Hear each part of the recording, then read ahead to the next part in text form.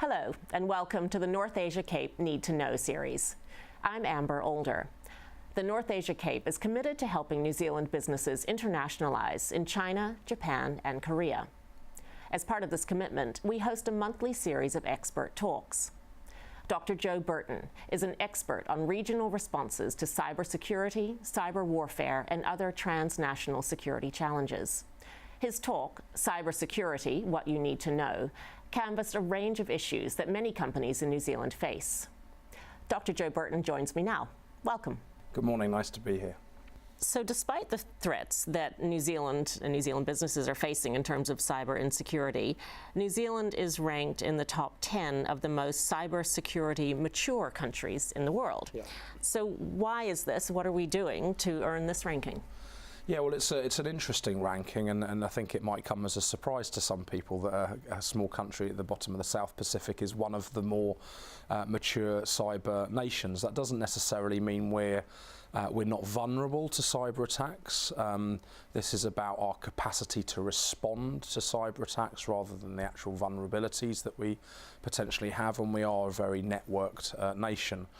But one of the reasons I think for that ranking, which we should be proud of, and it's corroborated by organisations like the International Telecommunications Union, is the institutional capacity that we've put around cybersecurity in New Zealand over the last 5 or 10 years.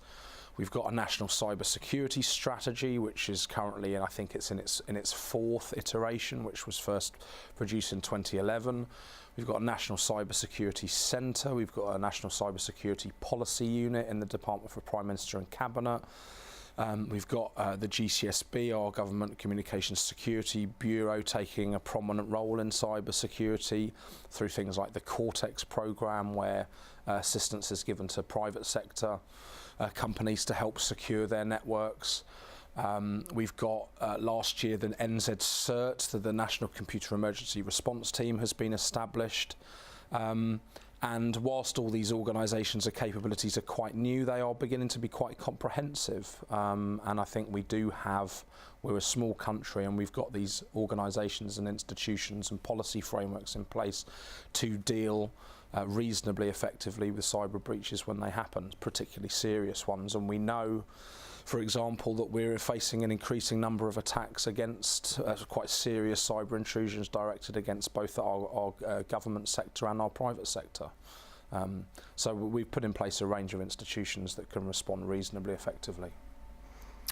Given our status as cybersecurity mature, and also the fact that reputationally we're a country that's generally considered trustworthy, could New Zealand ever become a hub for exporting cyber security? Yes, I think so. I mean, I don't necessarily think we're a global leader in this stuff in the same way that perhaps the United States are, but we're increasingly playing a role through our cyber diplomacy in trying to enhance cybersecurity standards in other countries.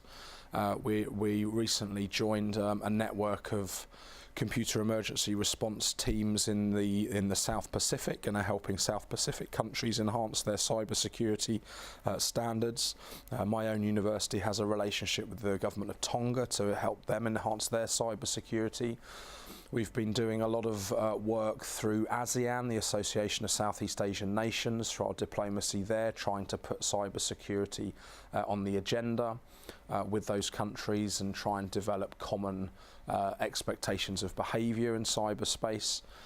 So we do have the knowledge and the capacity. We do have some good people here. We have some quite innovative firms operating in New Zealand in the cyber security space.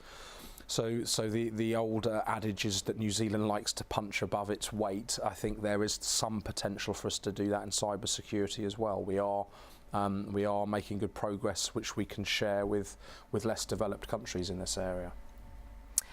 On a global scale, you noted also that there are a range of options or initiatives that the international community, including New Zealand, might consider in its fight against cyber insecurity. Could you talk about maybe a couple of those initiatives that might be the most realistic or plausible? Yeah, well, there's been a lot of development through international institutions on cybersecurity. Recently, one prominent mechanism is the Budapest Convention on Cybercrime, which is a Council of Europe mechanism.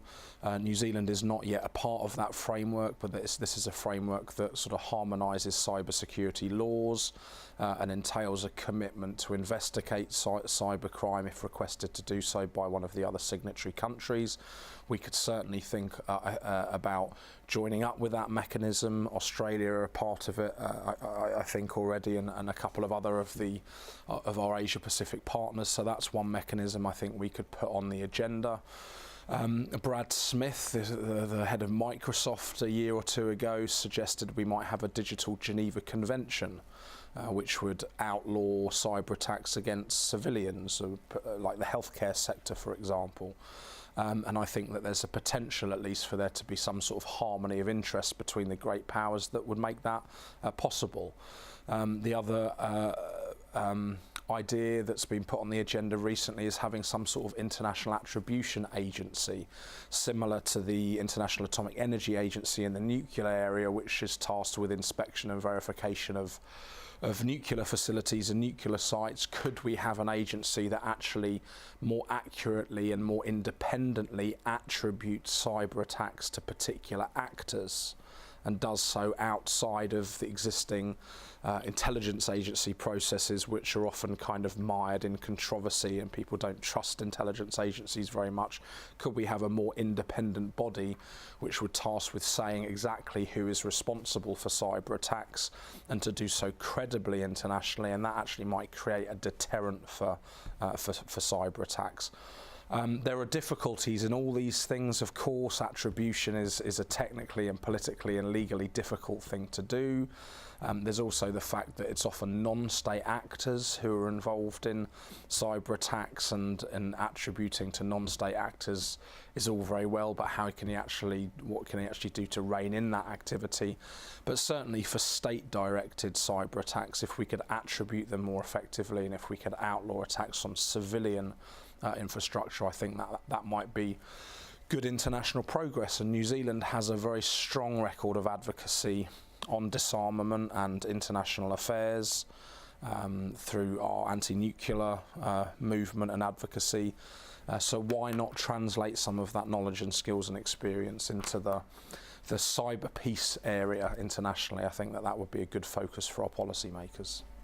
So collaboration, conversation, are these the fundamental steps towards getting some real action in the fight against cyber insecurity globally? Yeah, absolutely. We want to have conversation, we want to have dialogue. I think there's great scope for enhanced collaboration domestically on these issues. One of the problems there is bringing the technical people together with the policy people, and there's quite often a divide between people like me who look at the politics and policy around cybersecurity and the actual knowledgeable computer scientists who are actually doing the coding to protect computers. So that's one of the essential areas of collaboration. We've got quite good collaboration in New Zealand, I think, between the government sector and the private sector, particularly through this Cortex program that I mentioned. And there's an awful lot of interest for international collaboration in this area through the various international forum that we've been involved with.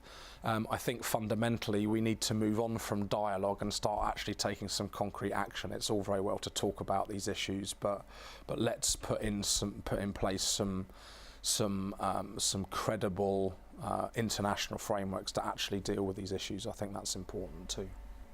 Dr. Joe Burton, thank you so much. Thank you for having me. Cheers.